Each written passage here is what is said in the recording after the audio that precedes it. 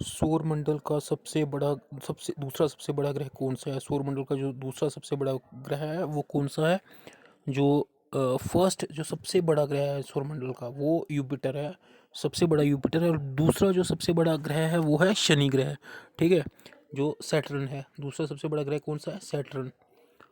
और सौरमंडल का दूसरा सबसे बड़ा ग्रह कौन सा है? सैटर्न।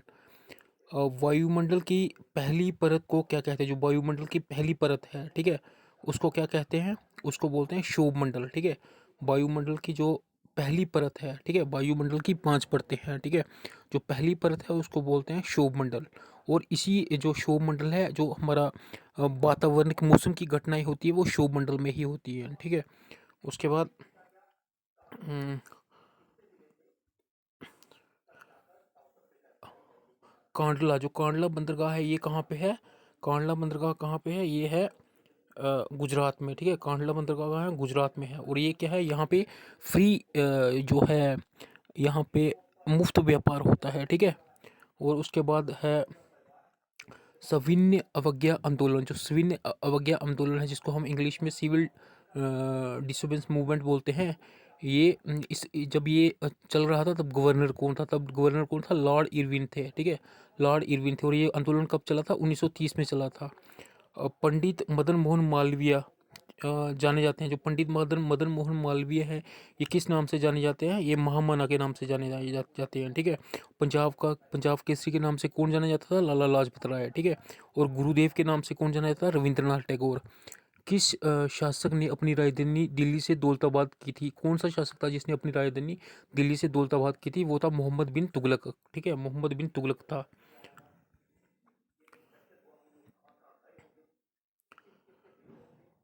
शिक्षा का अधिकार अधिनियम किस आयु के बच्चों के लिए शिक्षा अनिवार्य और निःशुल्क प्रदान करता है? जो शिक्षा का अधिकार अधिनियम है, जो शिक्षा का कानून है, जिसमें बच्चों के लिए निःशुल्क शिक्षा की गई है। और वो कौन सी एज तक है? वो 14 वर्ष की एज तक। ठीक है, 14 वर्ष की एज तक के बच्चों को शिक्षा का जो अधिकार है, कानून है, इसके तहत 14 वर्ष के तक के बच्चों को मुफ्त शिक्षा दी जाती है और ये अनिवार्य बनाया गया है।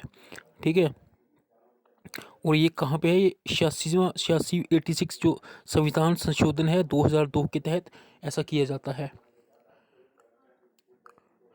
अ, किस विटामिन के अभाव के कारण रक्त का धक्का नहीं बनता? कौन सा विटामिन है जिसकी कमी के कारण जो खून जमता नहीं है? रक्त का धक्का मतलब खून जमता नहीं है। वो विटामिन के की कमी के कारण रक्त का धक्का नहीं बनता है, मतलब जमता नहीं है खून। ठीक है, उसके बाद क्वेश्चन नंबर 9 है, जलियांवाला नरसंहार के परिणाम स्वरूप किसने अपना केसरी हिंद लौटा दिया था? जलियांवाला जो नरसंहार हुआ था उसके बाद किसने अपनी जो केसरी हिंद की उपाधि थी जो लौटा दी थी? वो थे एम एम के गांधी, मोहनदास करमचंद गांधी। ठीक है, पहली बार एशिया खेल किस देश में हुए? जो पहली बार जो एशियाई खेल थे वो कौन से देश में हुए थे? वो हुए थे भारत में। ठीक है, पहली बार एशियाई खेल कहाँ हुए थे? भारत में हुए थे 4 मार्च 1951 में। जामा मस्जिद का निर्माण किसने किया था? जो जामा मस्जिद है इसका निर्माण किसने किया था? इसका निर्माण किया था शाहजहां ने। ठीक है, जामा मस्जिद है, जो जामा मस्जिद है इसका निर्माण किसने किया था? इसका किया था शाहजहां ने। और दीवाने खास, दीवाने आम, आगरा की मोती मस्जिद, ठीक है, ताजमहल, इस सबका निर्माण किसने किया था? शाहजहां ने किया था।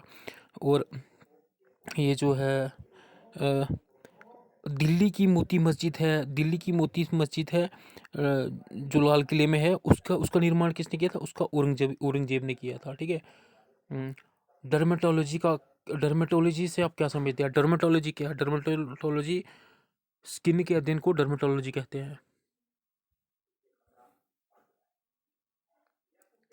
आईने अकबरी के लेखक कौन है? वो है अबुल फजल। आईने अकबरी के जो लेखक हैं वो कौन है? अबू फजल हैं। ठीक है, और बाबरनामा, बाबरनामा किसने लिखा था? बाबर की आत्मकथा है वो। बाबरनामा किसने लिखा था? वो बाबर ने लिखा था। आईने अकबरी लिखी थी अबू फजल ने। ठीक है, और बाबरनामा किसने लिखा था? वो बाबर ने लिखा था। पुस्तक गीत गोविंद के लेखक कौन है? गीत गोविंद के लेखक कौन है? वो है जयदेव। ठीक है, गीत गोविंद के लेखक कौन है? जयदेव है। ग्रैमी अवार्ड, ग्रैमी अवार्ड किस क्षेत्र में दिया जाता है? जो ग्रैमी अवार्ड है ये कौन से क्षेत्र में दिया जाता है?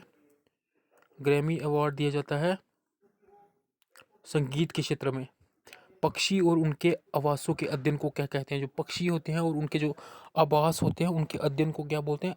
उनको बोलते हैं ऑर्निथोलॉजी, ठीक है, ऑर्निथोलॉजी बोलते हैं। संतोष ट्रॉफी, जो संतोष ट्रॉफी है वो किससे संबंधित है? जो संतोष ट्रॉफी है वो किससे संबंधित है? कौन से खेल से संबंधित है? वो है फुटबॉल से, ठीक है। संतोष ट्रॉफी किससे संबंधित है? फुटबॉल से। आप ऐसे याद रख सकते हो कि जैसे वो अगर किसी के पैर में, ठीक है, किसी के पैर में कुछ चुभ जाए तो उसको संतोष नहीं होता है, ठीक है, संतोष नहीं होता है। पैर से ही हम फुटबॉल खेलते हैं, ठीक है, पैर से ही हम फुटबॉल खेलते हैं। तो ये ऐसे रिलेट कर सकते हो आप। भूदान भूदान नेता विनोद भावे ने भूदान आंदोलन शुरू किया था। जो भूदान नेता थे विनोद भावे, उन्होंने भूदान आंदोलन शुरू किया था। वो कहाँ से किया था? वो महाराष्ट्र के बनवार से स्टार्ट किया था, ठीक है, महाराष्ट्र के बनवार से स्टार्ट किया था। राजा राममोहन राय ने राजा राममोहन राय ने किस समाज की स्थापना की थी? जो राजा राममोहन राय थे उन्होंने किस समाज की स्थापना की थी?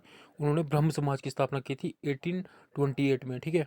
और आर्य समाज की स्थापना किसने की थी? आर्य समाज की स्थापना स्वामी दयानंद सरस्वती ने की थी, ठीक है।